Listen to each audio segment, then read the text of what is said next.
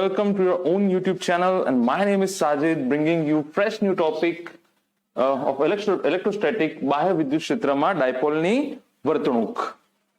તો આજના લેક્ચરમાં આપણે ભણીશું કે ડાયપોલ જે છે એને બાહ્ય વિદ્યુત ક્ષેત્રમાં મૂકતા નિયમિત વિદ્યુત ક્ષેત્રમાં કે અનિયમિત વિદ્યુત ક્ષેત્રમાં બંને થિયરી આપણે અલગ અલગ રીતે ભણીશું.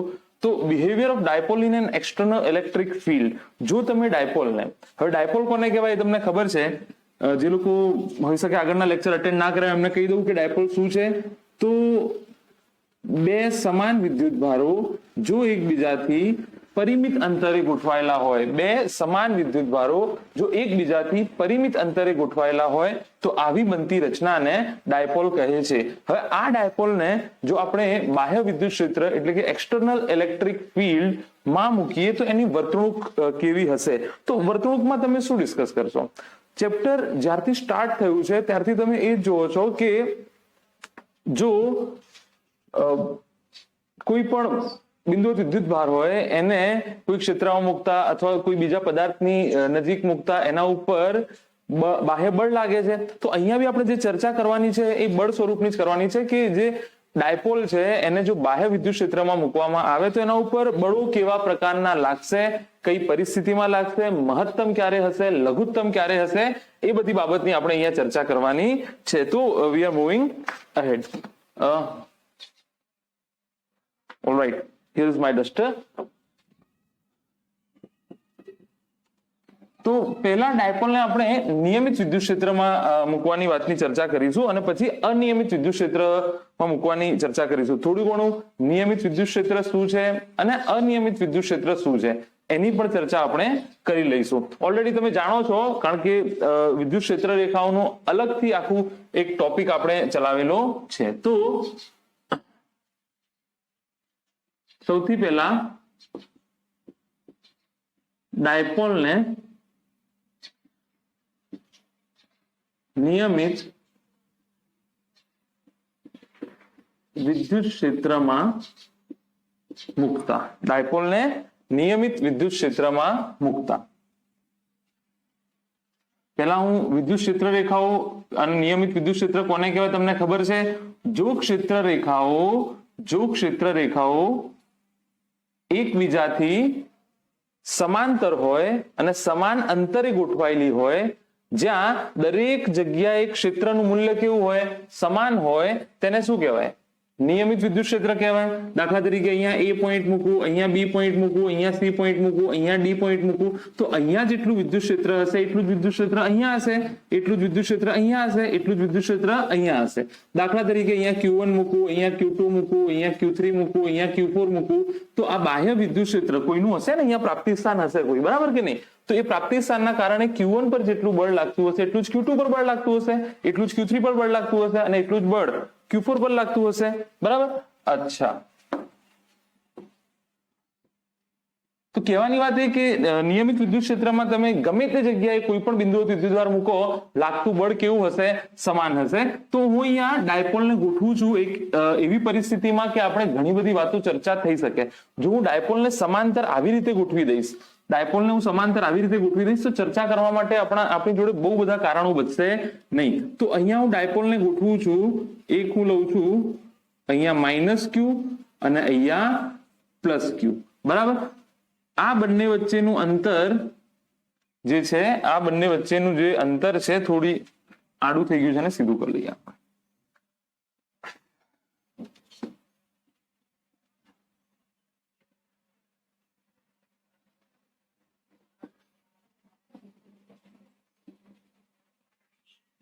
ચાલશે, બરાબર? આ બંને વચ્ચેનું જે અંતર છે એ 2L લઈએ અથવા 2A લઈએ. ચલો 2A લઈ લઈએ. કેટલું લઈ લઈએ આપણે? આ બંને વચ્ચેનું અંતર 2A લઈ લઈએ. માની લો આ ડાયપોલનું મધ્ય કેન્દ્ર છે O. તો આ જે અડધા અંતર કેટલા થશે? A થશે. અહીંથી આ અંતર A થશે અને અહીંથી આ અંતર A થશે. હા, અચ્છા. બીજું શું કહે છે કે x અક્ષ જોડે એટલે કે આડી સમક્ષિતિજ રેખા જોડે આ જે ડાયપોલ છે એ થીટા જેટલો ખૂણો બનાવે છે. આવું કેમ કરીએ છીએ આપણે? છેલ્લો કેસ તમને ખબર હશે કે બે વસ્તુ વિચારી હતી કે એ અંતર, આર અંતર અને થીટા ખૂણો, આ બે વસ્તુ હોય તો તમે આમાં ઘણી બધી વેરિયેબલ એટલે કે ઘણા બધા ચલિત પદો ડિસ્કસ કરી શકો કે આવી પરિસ્થિતિ હશે તો શું થશે, આવી પરિસ્થિતિ હશે તો શું થશે, પરિસ્થિતિ એ માં શું થશે, પરિસ્થિતિ બી માં શું થશે. એટલા માટે આપણે એને આવી રીતે લીધું છે. નહીં તો જો બહુ સિમ્પલ ભણાવવાનું લોજિક હોય તો આને સીધું આમ લઈ લેતા આપણે, નેટ ફોર્સ 0 થઈ જતું. બરાબર. અચ્છા, હવે આ નિયમિત વિદ્યુત ક્ષેત્ર છે તો એને આ દિશામાં બળ કેટલું લાગતું હશે? આને ભાઈ ધન વિદ્યુત ભારને, યાદ છે કે નહીં, ધન વિદ્યુત ભારને ક્ષેત્રની દિશામાં બળ લાગશે અને ઋણ વિદ્યુત ભારને ક્ષેત્રની વિરુદ્ધ દિશામાં બળ લાગશે. પ્રાપ્તિ સ્થાન અહીંયા હોવું જોઈએ, એટલા માટે તો વિદ્યુત ક્ષેત્ર રેખાઓ આમ છે. જો પ્રાપ્તિ સ્થાન ધન હોય તો અહીંયા હશે, જો ધન હોય તો અહીંયા આને અપાકર્ષણ અને ઋણને અહીંયા આકર્ષણ લગાવશે. અચ્છા, અને વાત થઈ ગયેલી છે પહેલે બી ઓલરેડી લેક્ચરમાં કે ધન વિદ્યુત ભારને વિદ્યુત ક્ષેત્ર રેખાઓની દિશામાં બળ લાગશે. ઈની દિશા કઈ છે તમારી? આ ઈની દિશા છે, હા કે ના? અચ્છા, બરાબર. અને ઋણ વિદ્યુત ભારને વિદ્યુત ક્ષેત્રની વિરુદ્ધ દિશામાં બળ લાગશે. અચ્છા, ઓલરાઈટ. તો અહીંયા બળ કેટલું લાગતું હશે? F બરાબર QE આ દિશામાં. અહીંયા બળ કેટલું લાગશે? F બરાબર QE આ દિશામાં, હા કે ના? અચ્છા, બંને બળોના મૂલ્ય તો સમાન છે પણ કેવા છે? વિરુદ્ધ પ્રકારના છે. તો જો હું અહીંયા FBD બનાવું તો એક QE આ સાઈડ લાગે છે અને બીજું QE આ સાઈડ લાગે છે. આ F પ્લસ બી QE છે, F માઇનસ બી QE છે, થઈ ગયા બંને વિરુદ્ધ દિશામાં. તો તંત્ર ઉપર Fનેટ કેટલું લાગતું હશે? રેખીય બળ 0. તંત્ર પર Fનેટ કેટલું લાગતું હશે? 0 લાગતું હશે, હા કે ના? કારણ કે નિયમિત વિદ્યુત ક્ષેત્રમાં જેટલું ક્ષેત્ર અહીંયા હશે એટલું ક્ષેત્ર અહીંયા હશે. દૂર નજીકનો કોઈ છે જ નહીં. કારણ કે જો હજુ બી આમાં કોન્સેપ્ટ સમજવામાં તકલીફ પડતી હોય તો આગળનું જે લેક્ચર છે વિદ્યુત ક્ષેત્ર રેખાઓનું પર્ટિક્યુલર, એ લેક્ચર તમે અટેન્ડ કરી લો તો તમને પ્રોપર માહિતી મળી જશે કે નિયમિત વિદ્યુત ક્ષેત્ર રેખા શું છે. દરેક બિંદુએ ક્ષેત્ર કેવું હશે? સમાન હશે. અને જો દરેક બિંદુએ ક્ષેત્ર સમાન હોય તો લાગતું બળ કેવું હશે? સમાન હશે. પણ અહીંયા એક નાનો ટ્વિસ્ટ છે, અહીંયા એક નાનો ટ્વિસ્ટ છે. જે બંને અહીંયા રેખીય બળ, અહીંયા આ શું ચર્ચા કરી આપણે? રેખીય બળની ચર્ચા કરી. પણ અહીંયા આ કેસમાં બંને બળો એક રેખા નથી. બળ રેખા સમાન નથી. શું સમાન નથી? બળ રેખા સમાન નથી. એટલે કે line of action of force is not same. અહીંયા જો બળ રેખા સમાન કોને કહેવાય? બળ રેખા સમાન કોને ના કહેવાય? અહીંયા મેં લખ્યું છે રેખીય બળના કિસ્સામાં. કોના રેખીય બળના કિસ્સામાં બળ રેખા સમાન નથી. અહીંયા જો દાખલા તરીકે અમે પેન પકડી છે એને આવી રીતે, બરાબર. જો અમારી આંગળી સાથે અહીંયા ખૂણો થીટા બને છે. હવે જો હું આને આ દિશામાં બળ લગાડું છું, આને જ્યારે મેં આ દિશામાં બળ લગાવ્યું આ બિંદુને, તો આ બિંદુને આ દિશામાં બળ લાગે છે. તો આ બળ રેખા જુઓ, આ છે બળ રેખા અને આને બળ રેખા આ હતી. એટલે કે બંને બળ રેખાઓ સમાન નથી. બળ રેખા સમાન કોને કહેવાય એ તમને કહું. દાખલા તરીકે આ પેન મેં અહીંયા પકડી છે, હું આને અહીંયા બળ લગાડું છું તો આ બિંદુને બી અહીંયા બળ લાગે છે, આ બિંદુને બી અહીંયા બળ લાગે છે. તો બળ રેખા કેવી કહેવાય? સમાન. અચ્છા, જો હું આને આવી રીતે બળ લગાવું છું વિરુદ્ધ દિશામાં, આ બિંદુને આ દિશામાં અને આ બિંદુને આ દિશામાં, આવી રીતે આ દિશામાં અને આ દિશામાં, તો નેટ ફોર્સ 0 થયું. જો સમાન બળ લગાવતું હોય તો નેટ ફોર્સ કેવું થશે? 0 થશે. કુલ રેખીય બળ કેવું થશે? 0 થશે. પણ બળ રેખા આ કિસ્સામાં એક રેખસ છે. લાઈન ઓફ એક્શન જે છે ને, બળની જે પ્રક્રિયા થાય છે એ એક જ રેખા ઉપર થાય છે. અહીંયા જુઓ બળ આવી રીતે નથી લાગતું. એક રેખામાં બળ કેવી રીતે લાગે છે? સમાન પ્રકારનું છે પણ બળ રેખા સમાન નથી. જો બળ રેખા સમાન ન હોય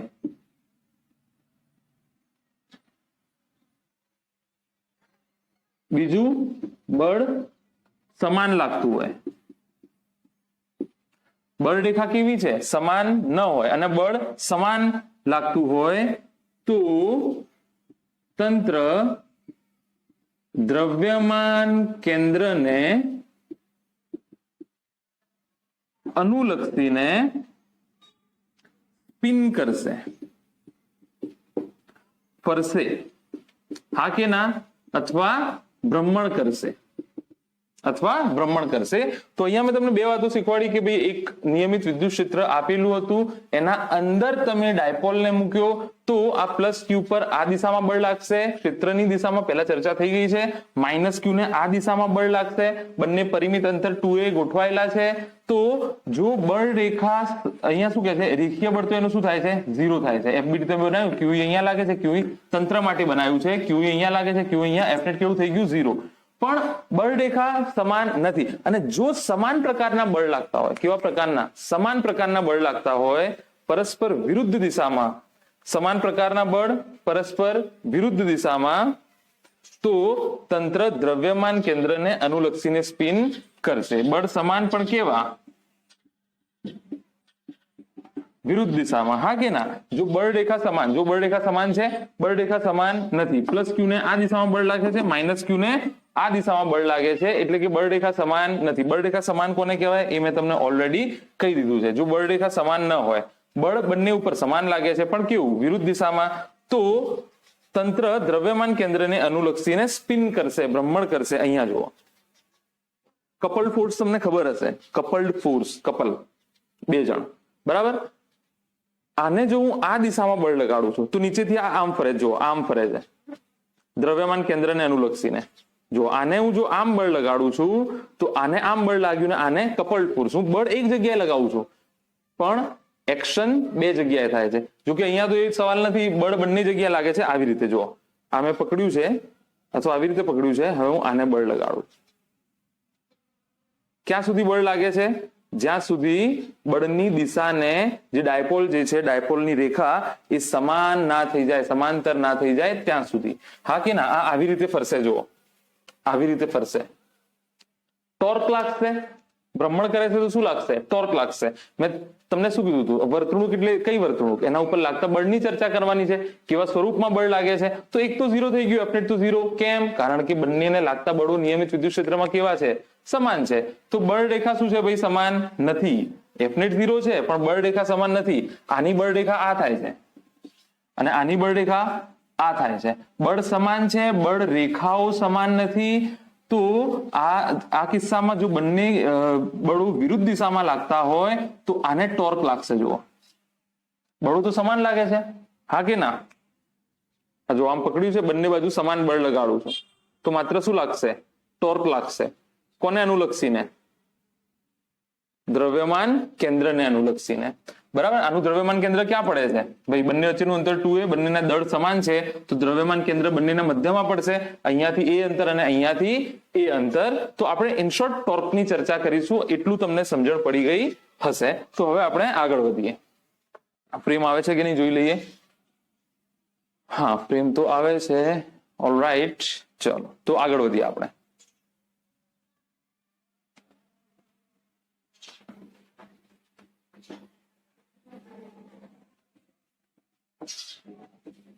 આકૃતિ મેં ભૂલથી કાઢી નાખી છે, આકૃતિ કાઢવાની જરૂર નહોતી. એનીવે,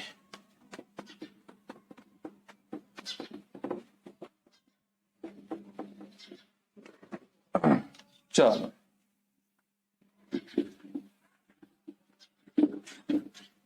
ફરીથી હું આકૃતિ બનાવી દઉં છું. તો ઇન શોર્ટ ડાયપોલ ને નિયમિત વિદ્યુત ક્ષેત્ર, આ બધું પરીક્ષામાં આઈએમપી છે, બોર્ડની પરીક્ષામાં બી અને જી નીટના દાખલાઓ માટે બી. તો કદાચ એક્ઝામમાં પૂછાય તો જે લખ્યું હોય પહેલાની વિગતો તમારે લખવી પડે, કારણ કે ટોર્ક કેમ લાગે છે તો ચર્ચા કરવી જ પડશે. તો ફરીથી, તો ડાયપોલને નિયમિત વિદ્યુત ક્ષેત્રમાં મૂકતા ટોર્ક લાગશે.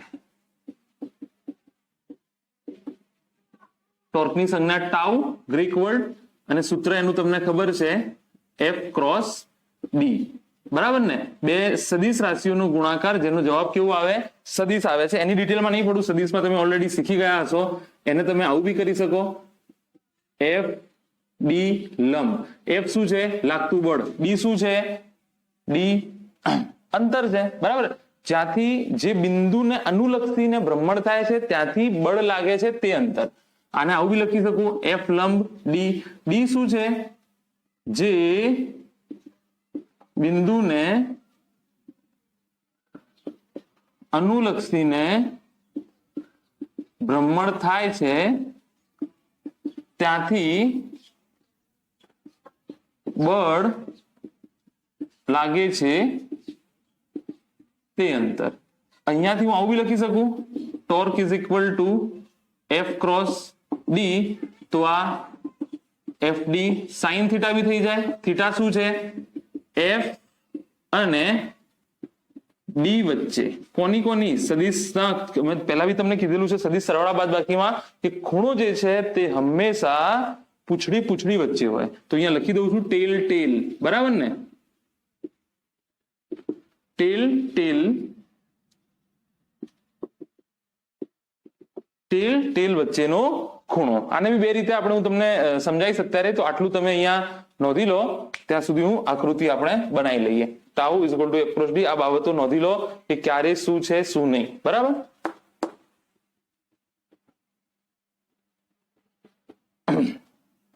એક સૂત્ર લખીને રાખું છું જેથી એ તમને યાદ રહે.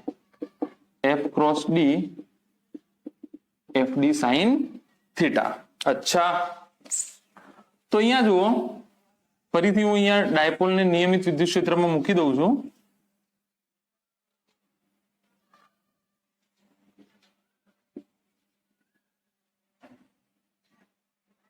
અચ્છા, અહીંયા માઇનસ ક્યુ, અહીંયા પ્લસ ક્યુ, બંને વચ્ચેનું અંતર જે છે તે 2a, બંનેનું મધ્ય કેન્દ્ર જે છે એ અહીંયા પડશે a, અને અહીંયાથી આવી a, બરાબર. અચ્છા, બીજું આપણને શું કીધું હતું કે આ એક્સ અક્ષ સાથે કેટલો ખૂણો બનાવે છે? થીટા જેટલો ખૂણો બનાવે છે. આ એનું દ્રવ્યમાન કેન્દ્ર છે O. દ્રવ્યમાન કેન્દ્ર કેટલું છે? O. અહીંયા કેટલું બળ લાગતું હતું? F is equal two QE આ દિશામાં, F is equal two QE આ દિશામાં, બરાબર કે નહીં? અચ્છા, સ્પિન થાય છે, ભ્રમણ થાય છે. અચ્છા, કોને બળ લાગે છે? આને બી બળ લાગે છે અને આને બી બળ લાગે છે. હું આને બે તંત્ર વિચારી શકું. કેમ? મેં તમને કીધું એફ ક્રોસ ડી. ડી શું હતું? જે બિંદુને અનુલક્ષીને ભ્રમણ થાય છે ત્યાંથી લાગતા બળનું અંતર. કયા બિંદુને અનુલક્ષીને ભ્રમણ થાય છે? આ એની ભ્રમણ અક્ષ થશે, આવી રીતે ફરશે. હા કે ના? જો આ એની ભ્રમણ અક્ષ થશે, આ એની શું થશે? ભ્રમણ અક્ષ થશે, અને આવી રીતે ફરશે. હા કે ના? ક્યાં સુધી ફરશે? ક્યાં સુધી ફરશે? એ બી બહુ અગત્યની વાત છે કે ક્યાં સુધી ફરશે. જ્યારે ક્યુ અહીંયા આવી જાય તો એફ અહીંયા લાગશે, જ્યારે આ ક્યુ અહીંયા આવી જાય તો એફ અહીંયા લાગશે. તો એફ નેટ કેટલું થઈ ગયું? 0. અને બળરેખા કેવી થઈ ગઈ? સમાન થઈ ગઈ. તો ટોર્ક 0 થઈ જશે, બરાબર? સ્પિન નહીં થાય. પછી જો બળરેખા સમાન આવે તો ટોર્ક લાગે નહીં. જો બળરેખા સમાન ના હોય, લાગતા બળો પરસ્પર વિરુદ્ધ દિશામાં હોય અને સમાન મૂલ્ય ના હોય તો ટોર્ક ઉદ્ભવશે, બરાબર? અચ્છા, હવે અહીંયા જુઓ, આ બળ છે તમારું. તો ટૂંકમાં ટોર્કના બે મૂલ્યો હશે. આ બિંદુને અનુલક્ષીને આના પર લાગતું ટોર્ક આ દિશામાં, આ બિંદુને અનુલક્ષીને આના પર લાગતું ટોર્ક આ દિશામાં. હા કે ના? અચ્છા, ફરીથી રિપીટ કરું છું. ટોર્ક અહીંયા બે જગ્યાએ લાગે. બળ કેટલી જગ્યાએ લાગે છે? બે. એક અહીંયા અને એક અહીંયા. તો ટોર્ક બી કેટલી જગ્યાએ લાગશે? બે. ડી કોને અનુલક્ષીને લેવાનું? O ને અનુલક્ષીને. ડી શું છે? O બિંદુ. જે બિંદુને અનુલક્ષીને ભ્રમણ થાય છે ત્યાંથી જ્યાં બળ લાગે છે તેનું અંતર. તો ટૂંકમાં જે કુલ ટોર્ક થશે તંત્ર ઉપર એ થઈ જશે τ1 પ્લસ τ2. હા કે ના? અચ્છા, એનો મતલબ એમ થયો, આ થઈ જશે F cross D plus F cross D. અચ્છા, મને કહો આને હું એફ ડી સાઇન થીટા લખી શકું? F D sine theta. આ બી થઈ જશે એફ ડી સાઇન થીટા. બીજી એક વસ્તુ, ડી શું હતો? ડી હતો જે બિંદુને અનુલક્ષીને, આ બિંદુને અનુલક્ષીને, જે બિંદુને અનુલક્ષીને ભ્રમણ થાય છે ત્યાંથી લાગતા બળ વચ્ચેનું અંતર. તો અહીંયાથી આ અંતર કેટલું છે? એ ફરીથી એફ ડી સાઇન થીટામાં હંમેશા યાદ રાખજો ડી શું છે. ડી શું છે? અહીંયા જ્યાં બળ લાગતું હોય ત્યાંથી જે બિંદુને અનુલક્ષીને ભ્રમણ થાય છે તે અંતર.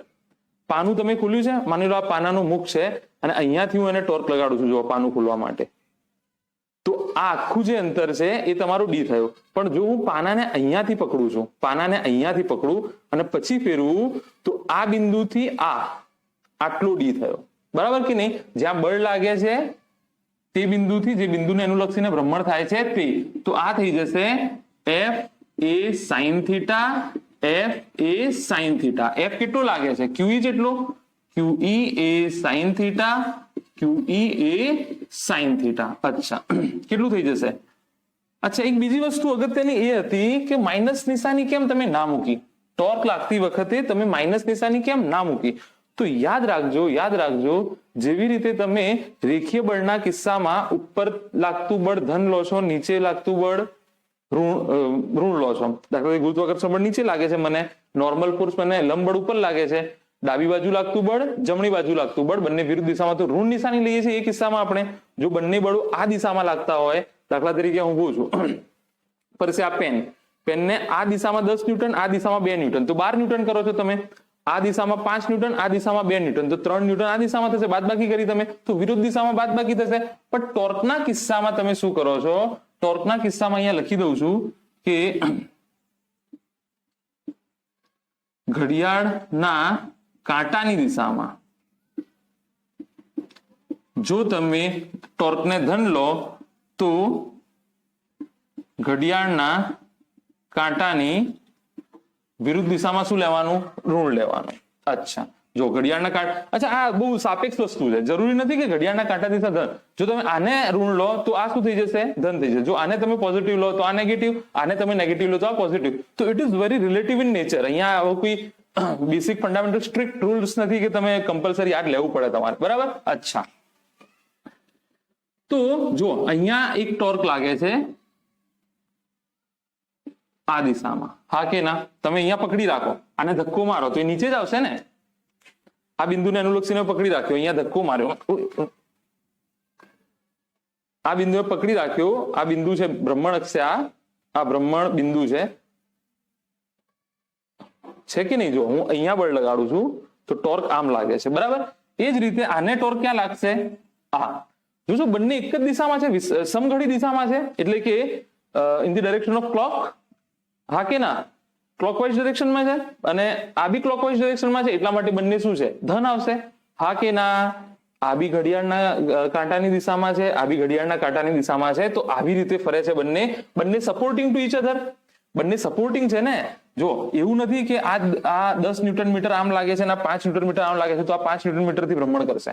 આ બી 10 લાગે છે ને આ બી, તો 20 ન્યૂટન મીટર થી ભ્રમણ કરશે, હા કે ના? તો બંને ઘડિયાળના કાંટા, બંને સપોર્ટિંગ છે, તો શું થશે? ધન થશે. ટોર્કમાં આ વસ્તુ યાદ રાખવાની છે, એટલા માટે મેં બંનેને શું લઈ લીધા છે? ધન લઈ લીધા છે, બરાબર? તો આ થઈ જશે 2QE એ સાઇન થીટા. તો ટોર્ક ઇઝ ઇક્વલ ટુ, અહીંયા જુઓ, Q, અહીંયા લખું Q 2A E sine theta. Q 2A E sine theta. જો બંનેમાંથી કોઈ એક વિદ્યુતભારનું મૂલ્ય અને બંને વચ્ચેનું અંતર શું થશે? P થઈ જશે, ડાયપોલ મોમેન્ટ થઈ જશે. બંનેમાંથી કોઈ એક વિદ્યુતભારનું મૂલ્ય Q અને બંને વચ્ચેનું અંતર કેટલું છે? 2A E sine theta. તો આ શું થઈ જશે? PE sine theta is equal two torque થઈ જશે, હા કે ના? અચ્છા, હજુ આને આવું બી લખી શકું, tau is equal two P cross E. યાદ રાખવાનું છે, આના આધારિત દાખલાઓ જે છે પૂછાઈ શકે. દેખાય છે ફ્રેમમાં, આવે છે કે નહીં? Torque is equal two P cross E. PE sine theta ને P ક્રોસ E લખાય, તમને ખબર છે. ડોટ પ્રોડક્ટ હોય તો કોસ થીટા, ક્રોસ પ્રોડક્ટ હોય તો સાઇન થીટા. જે લોકોને ખબર ના, એમના માટે અહીંયા લખી દઉં છું, A dot B A B sine theta થાય અને A cross B A B cos theta થાય. સદિશમાં તમે ભણેલા છો, અહીંયા આપણે બહુ ડિટેલમાં નહીં જઈએ. તો ટોર્ક ઇઝ ઇક્વલ ટુ શું થઈ ગયું તમારું? PE sine theta. અચ્છા સર, તમને કેવી રીતે ખબર પડી કે F અને D વચ્ચેનો ખૂણો જે છે સાઇન થીટા, થીટા જે છે F અને D વચ્ચેનો ખૂણો, તો કેવી રીતે ખબર પડી કે આ જે થીટા ખૂણો છે F અને D વચ્ચેનો છે? તો મેં તમને શું લખાયું હતું? થીટા જે છે એ F અને D વચ્ચેનું છે, પૂંછડી વચ્ચે. તો આને એક્સટેન્ડ કરી દો તમે, આ જે જાય છે ને એને તમે અહીંયા લગાવી દો, હા કે ના? તો આ શું થઈ ગયું? સદિશ D થઈ ગયો. આ શું થઈ ગયું? સદિશ S. તો આ ખૂણો જો પૂંછડી થઈ ગઈ, પૂંછડી થઈ ગઈ, આ ખૂણો એટલો થઈ ગયો, બરાબર? એવી રીતે જો આ સદિશ D અને આ સદિશ A, આ ખૂણો, હા કે ના? તો આ ખૂણો તમારો થીટા થઈ ગયો, પતી ગઈ વાર્તા. હા કે ના? ખબર પડે કે ના પડે? સદિશ તો એક્સટેન્ડ કરાય ને, સદિશ તો દિશા દર્શાવે છે, તો ડી ની દિશા આ થઈ. હા, જો બે સદિશ આપ્યા આવી રીતે મને, એક આ સદિશ અને એક આ સદિશ, તો હું શું કરીશ ખબર છે? આને હું લંબાઈ દઈશ, આને હું લંબાઈ દઈશ. આ બે સદિશો વચ્ચેનો ખૂણો છે, આ સદિશ એ, આ સદિશ બી, બરાબર. મને એમ કે એ અને બી વચ્ચેનો ખૂણો થીટા છે, તો એ કયો ખૂણો? આને લંબાઈ દો, આ ખૂણો. આને ઉપાડી અને મેં અહીંયા મૂકી દીધો અથવા એક્સટેન્ડ કરી દીધો, તો પૂંછડી વચ્ચે જ ખૂણો હોય, તો આ જે અંતર એ હતું એને સદિશે મેં લંબાઈ દીધો f. તો જો આ પૂંછડી થઈ ગઈ કે નહીં? આ બરાબર. એવી રીતે આ પૂંછડી થઈ ગઈ કે નહીં? એક તો આ રીત છે tau is equal to p cross e sin theta. બીજી એક મેથડ છે જેને શોર્ટકટ તો નહીં, પણ જેને થોડું જ્યોમેટ્રી સારું ફાવે છે એના માટે, બરાબર. ચલો, નોંધી લીધું હશે આઈ હોપ.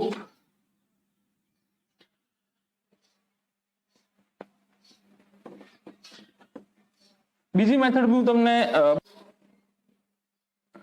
જેને થોડું ઘણું સદિશ સરવાળા બાદબાકી ગુણાકાર ભાગાકાર સારા આવડતા હોય એમના માટે એક બીજી મેથડ છે. મેથડ ગણતરીનું જ સ્વરૂપ બદલાશે, તો ફટાફટ હું તમને સમજાવી દઉં બીજી મેથડ શું છે, બરાબર. દાખલા તરીકે આ માઇનસ ક્યુ, આ પ્લસ ક્યુ, બંને વચ્ચેનું અંતર કેટલું છે? 2a છે. આ એનું મધ્ય બિંદુ, આ અંતર કેટલું થશે? a થશે, અને આ અંતર બી a થશે. આ એનું મધ્ય બિંદુ. આને અનુલક્ષીને ટોર્ક લાગશે, એ તમને ખબર પડી ગઈ છે. અહીંયા f is equal two QE લાગશે, અને અહીંયા બી f ઇઝ ઇક્વલ ટુ કેટલું લાગશે? QE લાગશે, બરાબર. અચ્છા, ટોર્કના બે મૂલ્યો,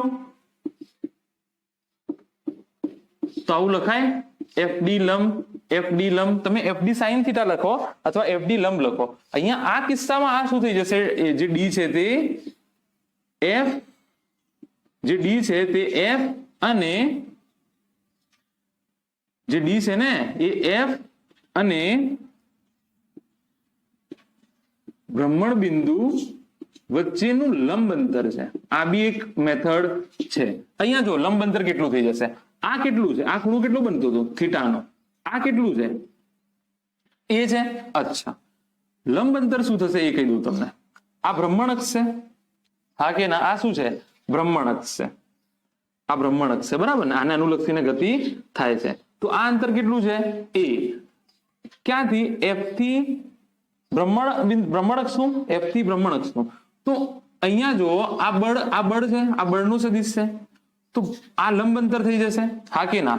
તો આ એ cos થીટા થશે, અને આ એ sin થીટા થશે. તો અહીંયા ડી ની જગ્યાએ શું લખું? a sin theta. લંબ અંતર કેટલું છે? a sin theta. ફરીથી જુઓ, આ થીટા છે, આ કેટલું છે? a. તો આ કેટલું થશે? a cos થીટા, હા કે ના? અને આ કેટલું થશે? a sin theta. તો આ a sin થીટા થઈ ગયું, આ લંબ અંતર થઈ ગયું, બરાબર. f a sin theta. એવી જ રીતે અહીંયા શું કરશો તમે? અહીંયા બી આ તમારું થીટા છે, આ અંતર a છે, તો આ a cos થીટા થશે, ને આ a sin થીટા. આ બળ છે અને આ બ્રહ્મણ અક્ષ. જો બ્રહ્મણ અક્ષ થી લંબ અંતર થઈ ગયું, આ બ્રહ્મણ અક્ષ છે અને આ બળનું સદિશ છે, બંને વચ્ચેનું લંબ અંતર થઈ ગયું. અહીંયા બી f a sin થીટા. તો આ થઈ ગયું 2f a sin theta. f ની જગ્યાએ QE મૂકો, તમારું p cross e sin theta થઈ જશે. તો ટોર્ક ઇઝ ઇક્વલ ટુ તમારું અહીંયા બી બનશે pe sin થીટા. તો આ થઈ જશે p cross e. તો અહીંયા આ સૂત્ર તમારે યાદ રાખવાનું છે. થીટા શું છે? સદિશ p અને સદિશ થીટા શું છે? સદિશ p અને સદિશ E વચ્ચેનો ખૂણો. તો P નો સદિશની દિશા શું થશે? માઇનસ Q થી પ્લસ Q. એટલે કે આ સદિશ P ની દિશા છે, E ની દિશા આ છે થીટા. એટલે કે આ જે થીટા હતો તમારો એ જ છે, ગમે ત્યાં કરો તમે. એટલે જે થીટા પહેલા હતો એ જ તમારો અહીંયા થીટા આવશે. પણ યાદ રાખવાનું છે P નો સદિશ જે છે એ માઇનસ Q થી પ્લસ Q તરફની દિશા હોય છે. તો આટલું નોંધી લો. પછી એના કિસ્સાઓ ચર્ચા કરીએ કે ટોર્ક ક્યારે મહત્તમ હશે, ક્યારે લઘુત્તમ હશે, ક્યારે સ્થાયી સંતુલનમાં કહેવાય, ક્યારે અસ્થાયી સંતુલનમાં કહેવાય. અચ્છા, એક વાત તમને પૂછી લઉં ખાલી, ક્યાં સુધી ટોર્ક લાગશે? ક્યાં સુધી? અચ્છા, જો પ્લસ Q ને આ દિશામાં બળ લાગે છે, માઇનસ Q ને આ દિશામાં, એટલે આ ધીરે ધીરે આમ થતું જશે, હા કે ના? આ પ્લસ Q થઈ ગયો, આ માઇનસ Q. જ્યારે વિદ્યુત ક્ષેત્ર અને ડાયપોલની દિશા સમાન થઈ જાય ત્યારે લાગતું ટોર્ક 0 થઈ જશે. બળ રેખા કેવી થઈ જશે? સમાન થઈ જશે. હું અહીંયા એક એક્ઝામ્પલ તમને આપી બી દઉં, બરાબર, કે ક્યાં સુધી ટોર્ક લાગશે કોઈ પૂછે તો અહીંયા જુઓ, જે ટોર્ક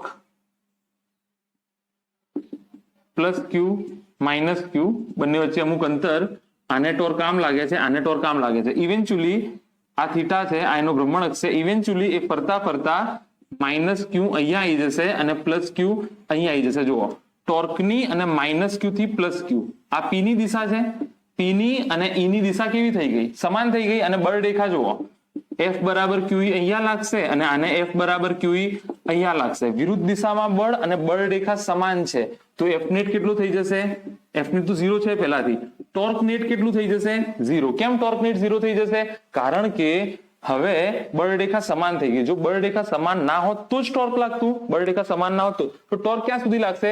જ્યાં સુધી વિદ્યુત ક્ષેત્રની દિશા અને ડાયપોલની દિશા સમાન ના થઈ જાય ત્યાં સુધી ટોર્ક લાગશે. તો આટલું તમે નોંધી લો.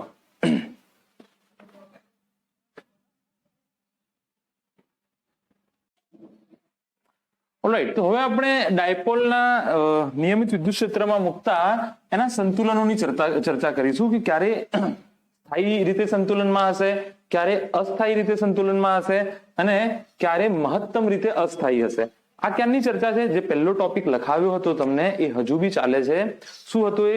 નિયમિત વિદ્યુત ક્ષેત્રમાં ડાયપોલને મુકતા તેની વર્તણૂક, behaviour of dipole in an external electric field. તો એ સ્ટેબલ ઇક્વિલિબ્રિયમમાં છે, અનસ્ટેબલ ઇક્વિલિબ્રિયમમાં છે કે મેક્સિમમ અનસ્ટેબલ છે, એ બધી આપણે ચર્ચા કરીશું. તો એમાં સૌથી પહેલા આપણે સવાલ એ છે,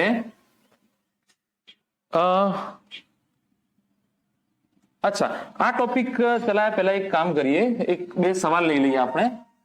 તો પહેલો સવાલ છે કે લઘુત્તમ ટોર્ક ક્યારે લાગશે?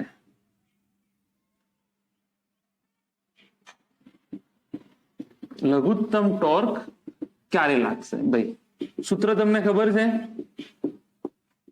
હા કે ના? તો આ શું થઈ જશે? PE sine theta. હવે તમને ખબર છે કે જો કોઈ સૂત્ર ત્રિકોણમિતીય વિધેયથી બનેલું હોય, અહીંયા નોંધ લખી દઉં છું, નોંધ યાદ રાખી લેજો. જો કોઈ સૂત્ર ટ્રિગ્નોમેટ્રિક ફંક્શન, જો કોઈ ફોર્મ્યુલા ત્રિકોણમિતીય એટલે કે ટ્રિગ્નોમેટ્રિક ફંક્શન મિતીય વિધેયથી બનેલું હોય તો ત્રિકોણમિતીય એટલે કે ટ્રિગ્નોમેટ્રિક વિધેયના આગળનું મૂલ્ય આપેલ રાશિનું મહત્તમ મૂલ્ય સૂચવે છે. જો કોઈ સૂત્ર ત્રિકોણમિતીય વિધેય, જો કોઈ ફોર્મ્યુલા ત્રિકોણમિતીય ટ્રિગ્નોમેટ્રિક ફંક્શન વાળું આપેલું હોય તો ટ્રિગ્નોમેટ્રિક એટલે કે ત્રિકોણમિતીય વિધેયના આગળનું મૂલ્ય આપેલ રાશિનું મહત્તમ મૂલ્ય આપે છે, એટલે કે ટાઉ મેક્સ પી થશે. પણ અહીંયા તો આપણે ટોર્ક કેટલો કરવાનો છે? લઘુત્તમ. તો કોઈ પણ વસ્તુનું લઘુત્તમ મૂલ્ય કેટલું જોઈ શકીએ આપણે? 0. તો ટૂંકમાં આનું મૂલ્ય 0 ક્યારે થશે? તો જો થીટાનું મૂલ્ય હું આ કેસમાં 0 ડિગ્રી લઈ લઉં તો tau is equal to P સાઇન 0. તો આ શું થઈ જશે? Torque is equal to 0. હા કે ના? મેં હમણાં બી વાત કરી હતી કે જો હું આ બાહ્ય વિદ્યુત ક્ષેત્રમાં માઇનસ ક્યુ પ્લસ ક્યુ અથવા 180 ડિગ્રી બી લખી શકો, તમે 180 ડિગ્રી બી લખી શકો, પણ એ અસ્થાયી પોઝિશન છે, પણ ટોર્ક 0 લાગશે. કઈ રીતે? નિયમિત વિદ્યુત ક્ષેત્રમાં તમે 180 કોને કહેવાય? પ્લસ ક્યુ અહીંયા અને માઇનસ ક્યુ અહીંયા. જો ડાયપોલની દિશા આ છે, માઇનસ ક્યુ થી પ્લસ, અને વિદ્યુત ક્ષેત્રની દિશા આ છે. એટલે થયું કે નહીં? 180. અહીંયા જુઓ, ડાયપોલની દિશા આ છે અને વિદ્યુત ક્ષેત્રની દિશા બંને સમાંતર થઈ ગયા, અને સમાંતર સદિશો વચ્ચેનો ખૂણો 0. સમાંતર સદિશો વચ્ચેનો ખૂણો 0 છે, તો 0 અથવા 180 માં ટોર્ક કેટલું લાગશે? 0 લાગશે. તો આ કિસ્સામાં ટોર્ક 0 લાગશે. બીજો શું પ્રશ્ન પૂછાઈ શકે?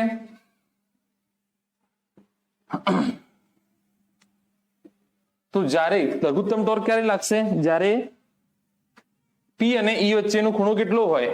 0 હોય ત્યારે. તો નોંધી લીધું હશે થીટા, જ્યારે હું લખી દઉં છું થીટા 0 અથવા 180 ડિગ્રી હોય ત્યારે ટોર્ક કેટલું લાગશે 0. પણ 180 ના લખો તો ચાલશે, કારણ કે હમણાં સ્થાયી સંતુલન ને અસ્થાયી સંતુલન સમજાવીશ તો 180 તમને ખબર પડશે કે અસ્થાયી પોઝિશન છે, અસ્થાયી જગ્યા છે. હવે અહીંયા હું આ કાઢી નાખું, મહત્તમ ટોર્ક ક્યારે લાગશે અથવા મહત્તમ ટોર્કની શરત. તો અહીંયા જુઓ, મેં હાલ જ તમને લખાયું, જો કોઈ સૂત્ર ત્રિકોણમિતીય વિધેયથી બનેલું હોય તો ત્રિકોણમિતીય વિધેયના આગળનું મૂલ્ય આપેલ રાશિનું મહત્તમ મૂલ્ય સૂચવે છે. જો કોઈ સૂત્ર ત્રિકોણમિતીય વિધેયથી બનેલો છે, હા, સાઇન થીટા ટ્રિગ્નોમેટ્રિક ફંક્શન છે, ત્રિકોણમિતીય વિધેય છે, તો તે ત્રિકોણમિતીય વિધેયના આગળનું મૂલ્ય એટલે કે પીઈ આપેલ રાશિ, કઈ રાશિ, ટોર્ક નું મહત્તમ મૂલ્ય દર્શાવે છે. ત્રિકોણમિતીય વિધેય અહીંયા કયું છે, સાઇન થીટા, બરાબર. આગળનું મૂલ્ય કયું છે, પીઈ છે. આપેલ રાશિ કઈ છે, ટોર્ક છે. તો સાઇન થીટાના આગળનું મૂલ્ય પીઈ એ ટોર્કનું મહત્તમ મૂલ્ય દર્શાવે છે. તો પીઈ થવા માટે સાઇન થીટા કેટલો થવો જોઈએ, સાઇન થીટાનું મહત્તમ મૂલ્ય કેટલું છે, +or-1. આ ટોર્ક મેક્સ કેટલો થાય એ તો તમને ખબર પડી ગઈ છે પીઈ આના ઉપરથી, અને એના ઉપરથી ના બી ખબર પડે તો પીઈ ગુણ્યા સાઇન થીટા, સાઇન થીટાનું મહત્તમ મૂલ્ય કેટલું છે, સાઇન થીટાનું મહત્તમ મૂલ્ય +or-1 છે, હા કે ના, +or- શું છે, 1 છે. તો ટાઉ મેક્સ બરાબર પીઈ થવા માટે થીટા બરાબર કેટલો હોવો જોઈએ, 90 અથવા 270 બી હોઈ શકે. તો ટોર્ક કેટલું થઈ જશે, જો પીઈ સાઇન 90 બરાબર પીઈ, અને ટોર્ક બરાબર જો પીઈ સાઇન 270 મૂકો તો -p. કઈ રીતે, આવી રીતે વાત છે. અહીંયા જુઓ, +q -q. જો આ ડાયપોલની દિશા અને આ વિદ્યુત ક્ષેત્રની દિશા કેટલો ખૂણો છે, 90. આ કિસ્સામાં ટોર્ક કેટલું લાગશે, મહત્તમ. જો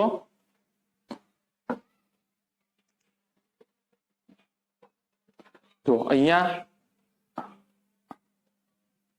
બરાબર કે નહીં, તો 90 વાળા કિસ્સામાં ટોર્ક કેટલું લાગશે, મહત્તમ. આ ઈ ની દિશા હતા, બળની દિશા તમારી ઈ ની દિશા હતી, અને આ વખતે આ જે ઉપરની તરફ છે એ ઊંધું બી કરી શકો તમે. અહીંયા દર્શાવી દઉં, જો -q અહીંયા મૂકું, +q અહીંયા મૂકું. આ કેસમાં પી ની દિશા ઊંધી છે અને ઈ ની દિશા આ છે, તો બી બંને વચ્ચેનો ખૂણો તો હજુ બી કેટલો છે, આ ઈ ની દિશા છે, 90 નો જ ખૂણો છે. તો આ બંને કિસ્સાઓમાં ટોર્ક કેવું લાગશે, ટોર્કનું મૂલ્ય જે છે મહત્તમ થશે. તો આટલું તમે નોંધી લો.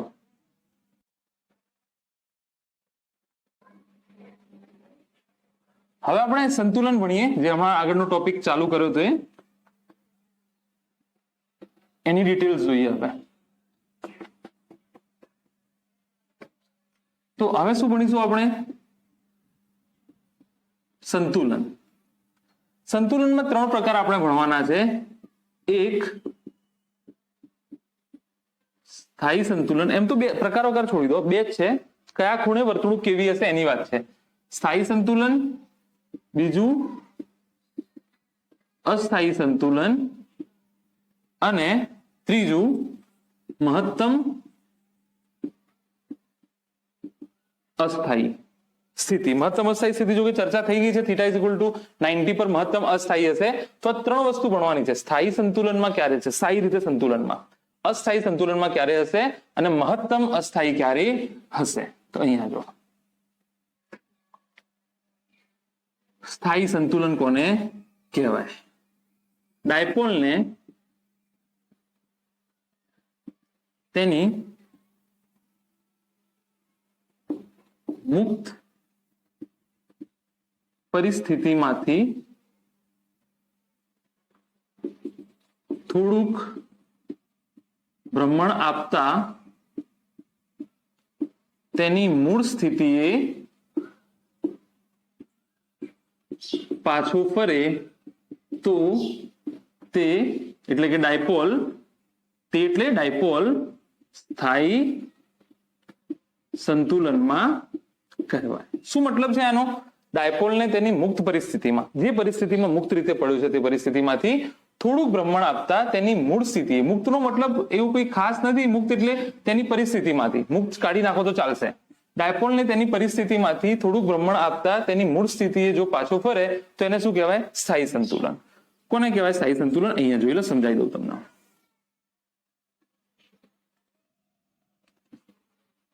-q +q, આ બંને વચ્ચેનું અંતર 2a, અને આ p ની દિશાથી -q થી +q, e ની દિશા આ છે, પી અને ઈ વચ્ચેનો ખૂણો બંને સમાંતર છે એટલે 0.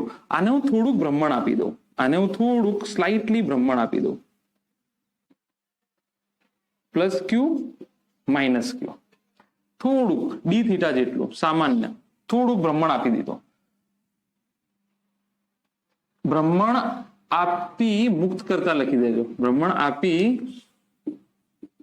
મુક્ત કરતા તેની મૂળ સ્થિતિએ પાછું ફરે છે. ડાયપોલને તેની પરિસ્થિતિમાંથી થોડું ભ્રમણ આપી તેની મૂળ સ્થિતિએ ભ્રમણ આપી મુક્ત કરતા તેની મૂળ સ્થિતિએ પાછો ફરે છે. અહીંયા જુઓ, મેં થોડું ભ્રમણ આપ્યું, થોડું ભ્રમણ, તો આને આ દિશામાં શું લાગશે? ક્યુઈ. જે પહેલા બી લાગતું હતું ક્યુઈ, પણ અહીંયા બી લાગતું હતું ક્યુઈ, અહીંયા બી લાગતું હતું ક્યુઈ આ દિશામાં. પણ શરૂઆતમાં બળરેખા line of action of force એક જ છે, સમાન. આ બળરેખા છે, હા કે ના? હવે બળરેખા બદલાઈ ગઈ, આની બળરેખા આ છે અને આની બળરેખા આ છે, એટલે ટોર્ક લાગશે. તો ટોર્ક લાગશે તો કઈ દિશામાં ટોર્ક લાગશે? આ દિશામાં, સમઘડી દિશામાં. તો એ ક્યાં પાછો ફરશે? અહીંયા એની મૂળ પરિસ્થિતિમાં પાછો ફરશે. પ્લસ ક્યુ અહીંયા આવી જશે, માઇનસ ક્યુ અહીંયા આવી જશે. તો એનો મતલબ સ્થાયી સંતુલન કયા ખૂણે છે? થીટા બરાબર 0 ડિગ્રીએ સ્થાયી સંતુલન સ્થિતિ સૂચવે છે. આ એનો જવાબ છે કે સ્થાયી સંતુલન ક્યારે હશે? તો જ્યારે 0 ડિગ્રી પર હશે તો શું હશે? ઈ ની અને પી ની દિશા સમાન છે, તો જ્યારે 0 ડિગ્રી પર હશે ત્યારે શું છે? સ્થાયી સંતુલનમાં છે. આને તમે થોડું ભ્રમણ આપો અને એને મુક્ત કરો ફરીથી.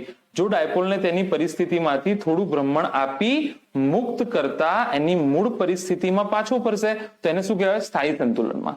તમે એમ કહેશો સર પ્લસ ને અહીંયા મૂકી દો, માઇનસ ને અહીંયા, તો શું થશે? તો એ સ્થાયી સંતુલનમાં નહીં હોય. કેવી રીતે એ આપણે જોઈ લઈએ ફરીથી. આમ પાછો ફરશે તો આની થીટા બરાબર 0 ડિગ્રી વાળી કઈ પરિસ્થિતિ? સ્થાયી સંતુલન. સ્થાયી સંતુલન કોને કહેવાય? જે પરિસ્થિતિમાં એને થોડુંક ડિસ્ટર્બ કરો એની મૂળ સ્થિતિમાં પાછો પડે તો એ સ્થિતિ સ્થાયી સંતુલન. સ્થાયી સંતુલન કઈ પરિસ્થિતિ કહેવાય? જે પરિસ્થિતિમાં પડ્યો છે એવી પરિસ્થિતિ જ્યાંથી એને થોડું ડિસ્ટર્બ કરતા મુક્ત કરો તો એની ઓરિજિનલ જગ્યાએ પાછો ફરે, એને શું કહેવાય? સ્થાયી સંતુલન. એનો મતલબ એક વસ્તુ તો એ નક્કી છે. અહીંયા હું તમને એક નાની ટ્રીક આપું છું. વિદ્યુત ક્ષેત્ર હંમેશા પી ના સદિશને પોતાની દિશામાં લાવવા પ્રયત્ન કરશે જ. ઈ જો ઈ ની દિશા આ છે, એ હવે આ પી ની દિશા છે અત્યારે શરૂઆતમાં માઇનસ ક્યુ થી પ્લસ ક્યુ, તો એ પી ને આમ ફેરવી દીધું જો આને પોતાની મૂળ સ્થિતિમાં પાછો ફરશે. તો આ તમારું સ્થાયી સંતુલન થઈ ગયું. જોઈ લઈએ ફ્રેમ ચાલુ છે કે નહીં? ચાલુ છે, બરાબર. ચાલો હવે અસ્થાયી સંતુલન જોઈ લઈએ કે અસ્થાયી સંતુલન શું છે.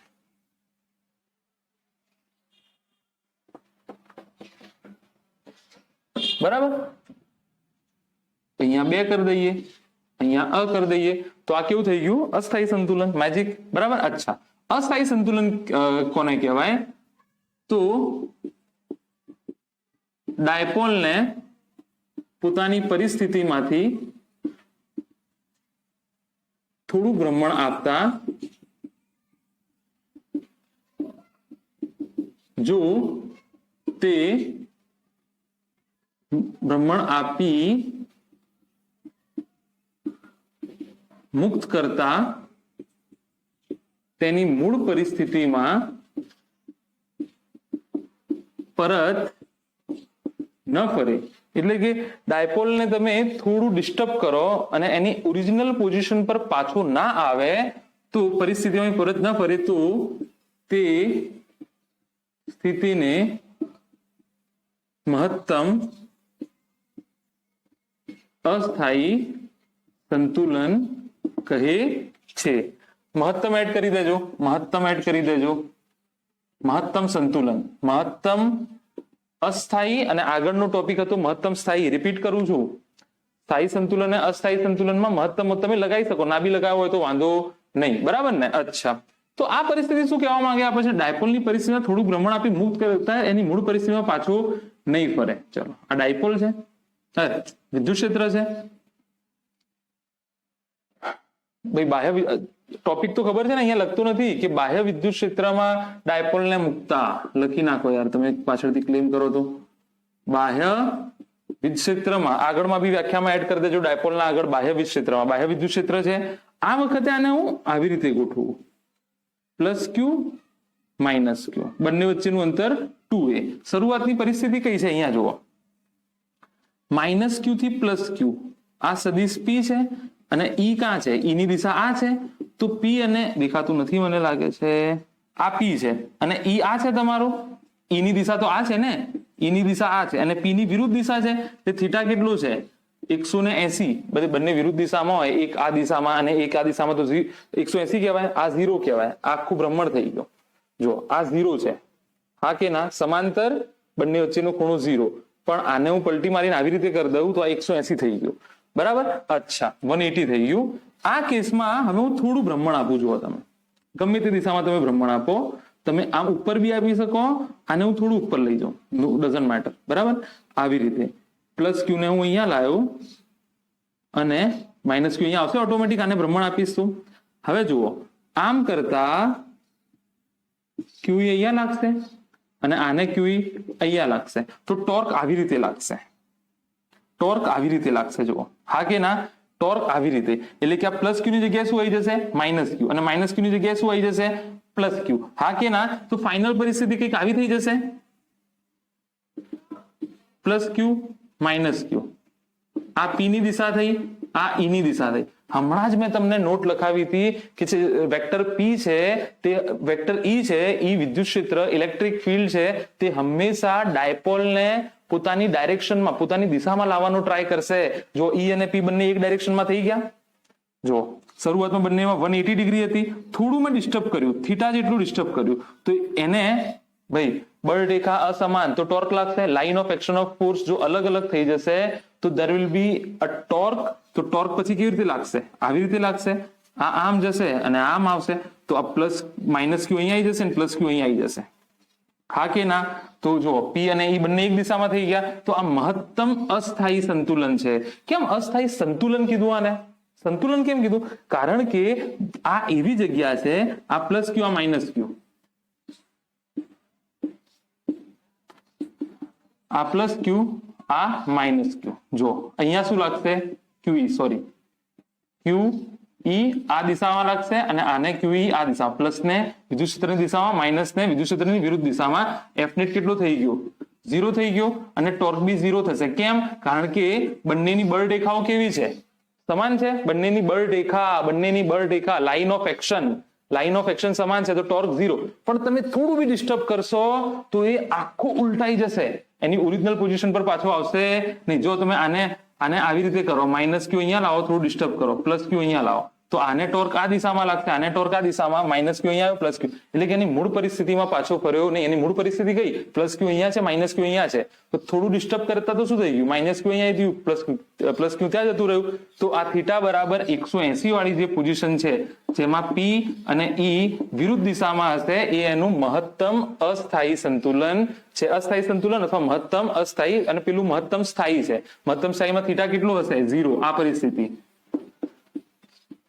પ્લસ ક્યુ માઇનસ ક્યુ, આ પરિસ્થિતિ મહત્તમ સ્થાયી. અને જે મહત્તમ અસ્થાયી સ્થિતિની વાત છે, જે ત્રીજા નંબરનું હતું ને, મહત્તમ અસ્થાયી, ત્રીજા નંબરનું મહત્તમ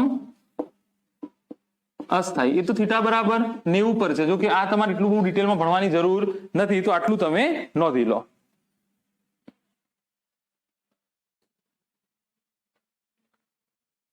ઓલરાઈટ, તો એક દાખલો ગણી નાખીએ. શું કહે છે આપણને કે એક ડાયપોલ વિદ્યુત ભારો પ્લસ ક્યુ અને માઇનસ ક્યુ, અંતર બંને વચ્ચેનું જે છે એ 2l,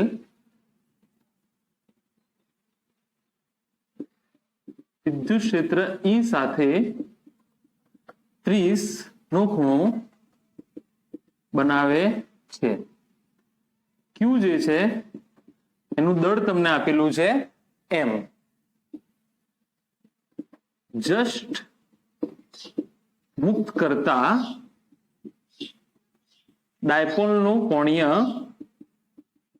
પ્રવેગ શોધો. બહુ આસાન દાખલા છે. આગળ મેં તમને દાખલાઓ એટલા માટે ના કરાવ્યો, ફ્રેમ ચાલુ છે કે નહીં જોઈ લઈએ. ચાલુ છે. આગળ મેં જે છે દાખલાઓ તમને એટલા માટે ના કરાવ્યા કારણ કે એમાં કશું કરવાનું છે નહીં. હવે અંતર તમને જોતા આવડી ગયા છે, ખૂણો તમને જોતા આવડી ગયો છે, તમારે ડાયપોલ મોમેન્ટ શોધતા તમને આવડી ગયું છે Q into 2a, તો એની કિંમત જ મૂકવાની છે. આ થોડું એક સારા ટાઈપનું G નીટ નો દાખલો હતો, એ તમને કરાવું છું. શું કહે છે કે dipole plus Q minus Q બરાબર છે અંતર 2l, વિદ્યુત ક્ષેત્ર E સાથે 30 નો ખૂણો બનાવે છે. ડાયપોલ 30 નો ખૂણો બનાવે એનો મતલબ વાત આમ થઈ ગઈ કે જો આ સદિશ P હોય અને આ સદિશ E હોય તો આ 30 નો ખૂણો હોય. એનો મતલબ થોડું ઇલસ્ટ્રેટ કરીએ આપણે તો કશું આ ટાઈપનું થશે. જો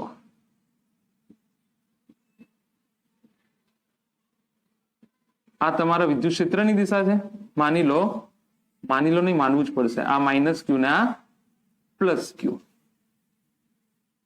બરાબર. બંને વચ્ચેનું અંતર કેટલું આપેલું છે તમને? 2l. આ મધ્ય બિંદુ હોય તો આ ખૂણો 30 નો, કોઈ બી ખૂણો લઈ લો તમે, આ ખૂણો લઈ લો 30 નો, બરાબર. જો આ તમારું કોની દિશા છે? P ની દિશા છે, માઇનસ Q થી પ્લસ Q ની દિશા, એટલે કે ડાયપોલ ની દિશા થઈ.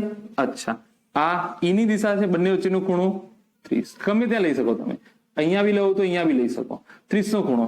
આ પરિસ્થિતિમાં આને મુક્ત કરતા એ શોધવાનો છે, એટલે કે કોણીય પ્રવેગ, સોરી આલ્ફા શોધવાનો છે. કોણીય પ્રવેગ તમે આલ્ફા કહેતા હશો, હું બી આલ્ફા કહું છું. કોણીય પ્રવેગ શોધવાનો છે, કશું નથી કરવાનું. Torque is equal two P cross E, PE sin theta. અચ્છા, P કેટલો છે? Q into 2l E sin 30, તો Q 2l sin 30 1/2, તો ટોર્ક કેટલો થઈ ગયો? QLE થઈ ગયો તમારો. ટોર્ક કેટલો થઈ ગયો? QLE થઈ ગયો, હા કે ના? અચ્છા ભાઈ, P બરાબર ડાયપોલ Q ઇન્ટુ બંને વચ્ચેનું અંતર. અચ્છા, હવે તમને ખબર છે F બરાબર ma, હા કે ના? F બરાબર ma, તો ટોર્ક બરાબર શું થઈ જશે? એમની જગ્યાએ તમે જડત્વની ચાક માત્રા મૂકતા હતા અને E ની જગ્યાએ આલ્ફા. બળમાં અહીંયા તમને સમજાવી દઉં, એમ તો સ્કોપ નથી અહીંયા આનો, પણ સમજાવી દઉં. બળમાં જે ભૂમિકા દળ ભજવે છે એ ટોર્કમાં ભૂમિકા I ભજવે છે. કેવી રીતે? તો તમને કહી દઉં સિમ્પલ, કે ટોર્ક વસ્તુ શું છે અને ટોર્ક બરાબર I આલ્ફા કેમ છે. ટોર્ક બરાબર I આલ્ફા કેમ છે? I શું છે? જડત્વની ચાક માત્રા. ભ્રમણ દરમિયાન નું દળ છે. દળ શું છે? તમારું જડત્વ છે. દળ શું છે? જડત્વ. કોઈ પણ પરિસ્થિતિમાં જો રાશિ ના બદલાતી હોય તો જળ રાશિ થઈ જાય, અને દળ એક એવી રાશિ છે જે જડત્વનો ગુણધર્મ દર્શાવે છે, અને જ્યારે એના ભ્રમણનું મૂલ્ય લઈએ તો એ I થઈ જાય છે. તો I છે શું? F બરાબર ma. તમને કષ્ટનો અહેસાસ કોણ આપે છે બળ લગાડતી વખતે? દળ. દાખલા તરીકે હું તમને કહું કે એક 100 કિલોગ્રામનો પદાર્થ છે અને એક 1 કિલોગ્રામનો પદાર્થ છે. એક 100 કિલોગ્રામનો પદાર્થ છે અને એક 1 કિલોગ્રામ. તો કોને ઉઠાવવામાં વધારે તકલીફ પડશે? Under the gravitational force, under the effect of gravity 100 કિલોગ્રામના પદાર્થને. તો દળ તમને અહેસાસ આપે છે કે કોઈ વસ્તુને ગતિ કરાવવા માટે, ઉચકવા માટે, ધક્કો મારવા માટે કષ્ટ કેટલો લગાડવો પડશે. એવી જ રીતે કોઈ વસ્તુને ફેરવવા માટે કષ્ટ કેટલું લગાડવું પડશે એની માહિતી દળ એકલો નથી આપતો. અહીંયા જો મને એક માણસે કીધું, હું ગેસનો બોટલ વારંવાર દરેક ક્લાસમાં હું એક્ઝામ્પલ આપું છું, ટોર્ક સમજાવતી વખતે તમને બી એક્ઝામ્પલ આપું છું, કે જેવી રીતે F બરાબર ma છે, F રેખીય બળ છે, ટોર્ક કોણીય બળ છે, E ની જગ્યાએ પ્રવેગ, કોણીય પ્રવેગ, જડત્વ આ જડત્વની ચાક માત્રા. તો I કેમ છે? F બરાબર ટોર્ક બરાબર m આલ્ફા કેમ ના કરી દીધું? તો મારા ઘરે ગેસનો બાટલો જે સિલિન્ડર આવે છે એ પતી ગયો, તો હું એને ઉચકીને લાવતો હતો આવી રીતે. તો કોઈએ મને, બહુ હોશિયાર માણસ તમારા જેવો હશે, એને સલાહ આપી કે સર રોલ કરીને જ આવવાના, બરાબર ને, તો કષ્ટ ઓછો પડશે. તો મેં રોલ કર્યો. જો આ ગેસનો ઉભો સિલિન્ડર છે, બરાબર, આ ગેસનું ઉભું સિલિન્ડર છે, મેં એને રોલ કર્યો આવી રીતે, મતલબ જમીન પર મૂકીને, આવી રીતે જમીન પર મૂકીને, અહીંયાથી આમ, અહીંયાથી આમ. તો આ તો વધારે થાકી ગયો. તો પછી બીજો કોઈ હોશિયાર માણસ મળ્યો, એને મને પ્રેક્ટિકલ કરીને દેખાડ્યું કે આવી રીતે નહીં, આવી રીતે જમીન પર તમે મૂકો સિલિન્ડરને ને ધક્કો મારો, રોલ કરો. જો આ કેસમાં થયું શું હું તમને કહી દઉં. જ્યારે હું આવી રીતે ભ્રમણ કરતો હતો, જ્યારે આવી રીતે, તો જે ભ્રમણઅક્ષથી લઈ અને ભ્રમણ બિંદુઓની જે ત્રિજ્યા છે બહુ મોટી છે, જુઓ, હા કે ના? અને આ કેસમાં જુઓ ત્રિજ્યા ઘટી ગઈ, હા કે ના? જો આ જે અહીંયાનું અંતર છે એ ઘટી ગયું. તો I બરાબર mr સ્ક્વેર થાય છે. m શું છે? દળ, અને r શું છે? r તમારી જે ત્રિજ્યા બને છે, જે અક્ષને અનુલક્ષીને ભ્રમણ થાય છે, ત્યાંથી જે ત્રિજ્યા બને છે તે, તો અહીંયા જુઓ, અહીંયા ત્રિજ્યા કઈ બને છે, આ બિંદુને અનુલક્ષીને ભ્રમણ થાય છે, હા કે ના, આ બિંદુને અનુલક્ષીને, તો આટલી બધી ત્રિજ્યા છે. અને અહીંયા જુઓ ત્રિજ્યા બહુ જ નાની છે, તો ત્રિજ્યા નાની તો કષ્ટ નાનું. તો જડત્વ એટલે કે વસ્તુને તમે ભ્રમણ આપશો, હું બારી ખોલી લઉં, લાઈટ ઓછી પડે છે મને.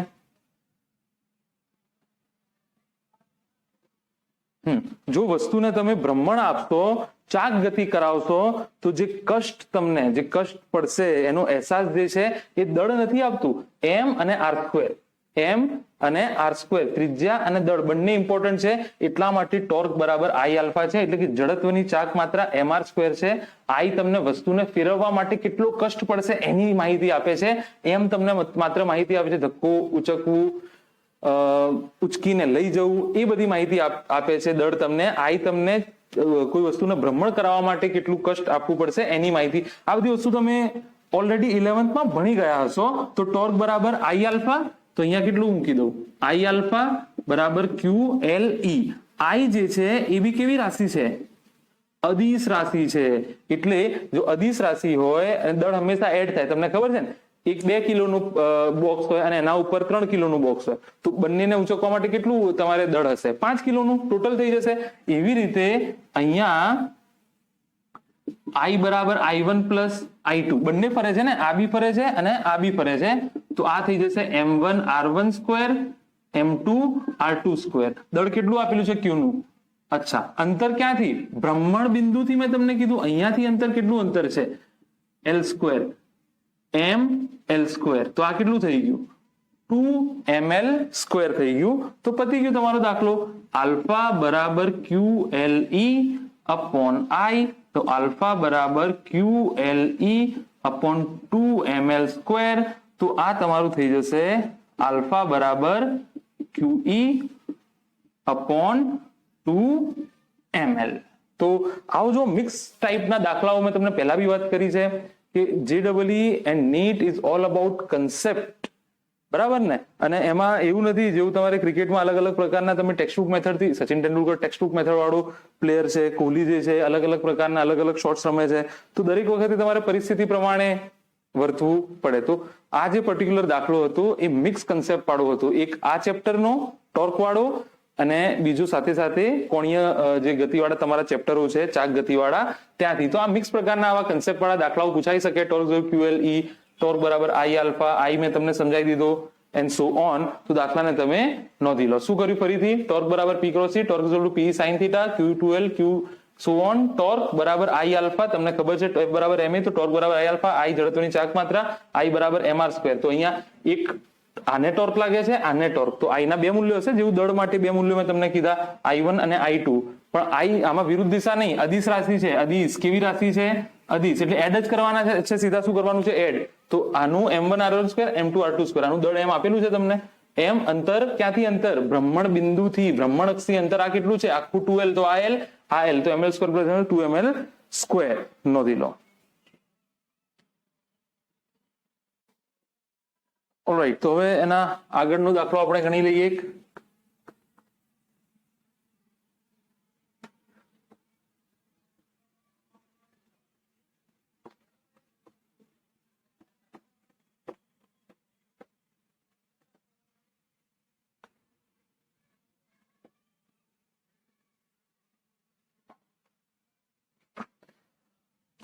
તો હવે શું કહે છે કે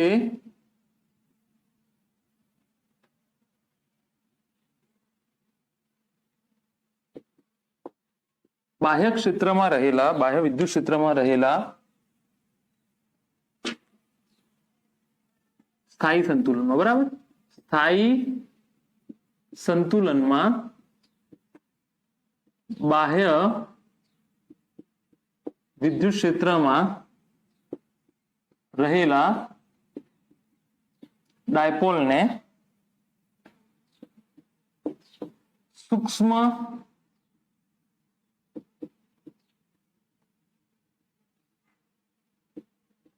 સ્થાનાંતર કરાવતા સાબિત કરો કે તે એટલે કે સરળ આવર્ત ગતિ અથવા દોલનો કરશે, બરાબર. અથવા એવું બી પૂછી શકે તમને કે સાબિત કરો કે એના આવર્તકાળનું સૂત્ર 2π√i/pe થશે. મેં તમને પહેલા બી વાત કરી છે કે જ્યારે બી આગવાળા દાખલા હોય તો તમારે શું સાબિત કરવું પડે? એનો આવર્તકાળ. જો આ ના બી આપેલું હોય તો તમારે આ સાબિત કરીને જ પેલું સાબિત. આ શરત છે કે આવર્તકાળ જે છે ને એ 2π ના સહગુણકમાં આવું કોઈ અંડરરૂટમાં પદ હોવું જોઈએ, હા કે ના? અચ્છા, આસાન દાખલો છે, બે રીતે ગણાવું, બરાબર. અહીંયા જુઓ શું કહેવા માંગે છે. ડાયપોલ જે છે એ શરૂઆતમાં સ્થાયી સ્થિતિમાં છે. થીટા બરાબર 0 થઈ ગયું. જુઓ -q થી +q. આ p દિશા અને e ની બી દિશા આ છે, બંને સમાન. થીટા બરાબર 0 ડિગ્રી થઈ ગયું, બરાબર. અચ્છા, બંને વચ્ચેનું કોઈ ચોક્કસ અંતર છે. આને એકદમ નાનકડું ભ્રમણ આપતા, સ્થાનાંતર આપતા, એકદમ નાનકડું સ્થાનાંતર આપતા. હવે હું આને છોડી દઉં તો અચ્છા, પહેલા તો કારણ કે આ જે બળ છે એ સંરક્ષી બળ છે, હા કે ના? વિદ્યુત ચુંબકીય બળ સંરક્ષી બળ છે, તમે 11માં ભણ્યા હશો, 11th માં ભણ્યા હશો. આને થોડું મેં ડિસ્ટર્બ કર્યું તો એમાં ઉર્જા સંગ્રહાઈ હશે. જો એને મુક્ત કરી દઉં તો આ આવી રીતે ભ્રમણ કરશે, આવી રીતે. અહીંયાથી મુક્ત કર્યું તો એ અહીંયા નહીં આવે, આવી રીતે ભ્રમણ કરશે. અને ભ્રમણ ધીરે ધીરે ધીરે ધીરે ઓછું થતા થતા થતા થતા પછી થીટા બરાબર 0 એટલે કે મૂળ પરિસ્થિતિએ પાછું આવી જશે. તો આપણે આ દોલનો થયા કે ના થયા? જો આવી દાખલા તરીકે આમાં જો આમાં તો ઉર્જા નહીં સંગ્રહાય કારણ કે મારા હાથનું જે ઘર્ષણ બળ લાગે છે, બરાબર. હું જેવું આ એની કઈ પરિસ્થિતિ છે? સ્થાયી સંતુલન. આને થોડું ડિસ્ટર્બ કરું અને પછી છોડી દઉં તો આ શું કરશે? દોલનો કરશે, હા કે ના? શું કરશે? દોલનો કરશે. તો આપણે એ સાબિત કરવાનું છે કે દોલનો કરશે. દોલનો સાબિત કરવા માટે t બરાબર 2π√i/pe સાબિત કરવાનું છે. તમને એક સૂત્ર ખબર છે, આનું સોલ્યુશન હું તમને કહી દઉં. તમને આ સૂત્ર ખબર છે 2π√m/k. પણ આ પરિસ્થિતિમાં ભ્રમણ આપવાનું છે તો એમની જગ્યાએ મેં તમને હાલ જ કીધું, એમની જગ્યાએ શું મૂકી દો? i. કારણ કે ફેરવવાનું કષ્ટ માત્ર દળ ઉપર આધાર રાખતું નથી, mr² ઉપર આધાર રાખે છે. તો t બરાબર 2π√i/k થઈ જશે. અચ્છા, હવે k ની માથાકૂટ કરું, k મળી જાય તો વાર્તા પતી જશે. અચ્છા, શું તમે સાંભળેલું છે f બરાબર kx, હા કે ના? f બરાબર kx. તો ટોર્કના કિસ્સામાં થઈ જશે k થીટા, હા કે ના? ટોર્કના કિસ્સામાં શું થઈ જશે? ટોર્કના કિસ્સામાં થઈ જશે k અને x ની જગ્યાએ આ તમારું રેખીય સ્થાનાંતર છે, આ તમારું કોણીય સ્થાનાંતર છે, આ તમારું રેખીય સ્થાનાંતર છે, આ તમારી કોણીય રાશિ છે, આ તમારું રેખીય બળ છે. તો ટોર્ક બરાબર k થીટા. અચ્છા, ટોર્કની જગ્યાએ શું pe sin થીટા બરાબર k થીટા મુકાય કે ના મુકાય? ટોર્કની જગ્યાએ મેં શું મૂકી દીધું? p sin theta. અચ્છા, બરાબર શું મૂક્યું? k theta. અચ્છા, શું લખ્યું છે અહીંયા? સૂક્ષ્મ સ્થાનાંતર. કેવું? એકદમ સૂક્ષ્મ. જો થીટા 0 ની નજીક હોય તો sin થીટા બરાબર tan થીટા લખાય. tan થીટા હાલ તમારે જરૂર નથી tan થીટાની. sin થીટા બરાબર થીટા લખાય. થીટા બહુ સૂક્ષ્મ હોય તો sin 0 ડિગ્રી. અહીંયા જુઓ, sin 0 ડિગ્રી. જવાબ શું આવે? 0. તો જે થીટા છે એ તમારો જવાબ છે. sin થીટા બરાબર થીટા 0 ડિગ્રી 0 થીટા થીટા, હા કે ના? આ ક્યારે? જ્યારે થીટાનું મૂલ્ય 0 ની ખૂબ જ કેવું હોય? નજીક હોય. sin 0.0001 તો જવાબ કેટલો આવશે? 0.001. sin 0.00001 તો જવાબ કેટલો આવશે? 0.0001. તો અહીંયા શું લખાય? pe થીટા બરાબર k theta. Theta theta cancel, k કેટલો આવ્યો? pe જેટલો. તો અહીંયા તમારો જવાબ થઈ ગયો t બરાબર 2πi/pe. તો આ એક રીત થઈ ગઈ. તો આને નોંધી લો, પછી આપણે આગળ વધીએ. આ તમારી એક રીત. આ બીજી રીત, જો આ રીત ના ફાવતી હોય તો બીજી કઈ રીત છે એ તમને કહી દઉં.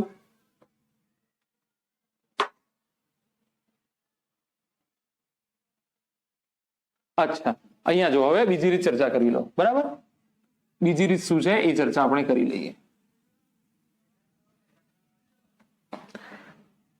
હવે તમને એ ખબર હશે વસ્તુ કે આલ્ફા બરાબર ω² થીટા માઇનસ ω² થીટા, પણ અત્યારે આને આપણે ω² થીટા લખીએ છીએ. આ તમને ખબર હશે, બરાબર. અચ્છા, 11th નો કન્સેપ્ટ છે alpha is equal to ω² theta. તમે આગળની રીતે દાખલો ગણશો તો બી સાચો, આ રીતે ગણશો તો બી સાચો. બોર્ડમાં આ પૂછાવાની શક્યતા ઓછી છે, જીનીટમાં પૂછાઈ શકે છે. ટોર્ક બરાબર pe sin થીટા. તો આ શું થઈ જાય? i આલ્ફા બરાબર pe sin theta, i ω² theta PE sine theta हाल ज मैं तमने कीधुं थीटा जो बहु नानो होय तो साइन थीटा बराबर थीटा लखी शकाय तो आई ओमेगा स्क्वेर थीटा बराबर पीई थीटा थीटा थीटा कैंसल तो आई ओमेगा स्क्वेर बराबर शुं थई जशे पीई थई जशे अच्छा तो ओमेगा स्क्वेर बराबर शुं थई जशे पीई अपॉन आई थई जशे तो ओमेगा बराबर पीई अपॉन आई ओमेगा बराबर शू लखाय टी बराबर 2π/2 पीई अपॉन आई तो टी ने करता बनाई दो टी त्या जवा दो पेलू आ साइड आवा दो शू थई जशे आई अपॉन पी पति गयुं जो आ सूत्र साबित थतुं होय तो एनो मतलब साग करशे तो आ दाखलो आई होप तमने आवड्यो हशे रिपीट करीने जोजो फरीथी आवडी जशे सेम मेथड छे ज्यारे बी साग वाळो दाखलो पूछाय तमने तो टी बराबर 2π अंडर रूट समथिंग भाग्या समथिंग आવું લાવવાનું તમારું હવે કે કેવી રીતે ઉપર તો તમે મેં કીધું કે રેખીય હશે તો એમ નહીં તો આઈ આવશે જો ભ્રમણ હશે તો કે ટાઉ બરાબર કે થીટા એફ બરાબર કે એક્સ આવી રીતે લાગતા બળોની ચર્ચા કરી લો તો એક્સ ના સહગુણકમાં અથવા સ્થાનાંતરના સહગુણકમાં જે પદ હશે કયું હશે કે હશે બરાબર ને લાગતા બધા બળોની ચર્ચા કરી દો એફ હોય ટોર્ક હોય જો એક્સ ના સહગુણકમાં કે થીટાના સહગુણકમાં જે હશે એ તમારો કે હશે તો આ રીતે આ દાખલો જે છે એ સાબિત થાય બરાબર ફ્રેમ જોઈ લઈએ પછી આગળ એક નાનું કન્સેપ્ટ છે તે જોઈ લઈએ બરાબર ચાલો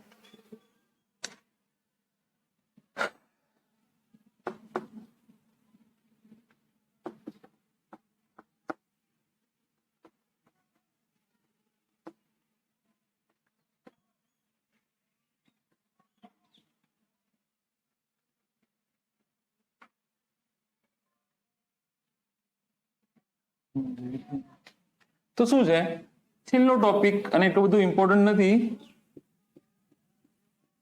અનિયમિત વિદ્યુત ક્ષેત્રમાં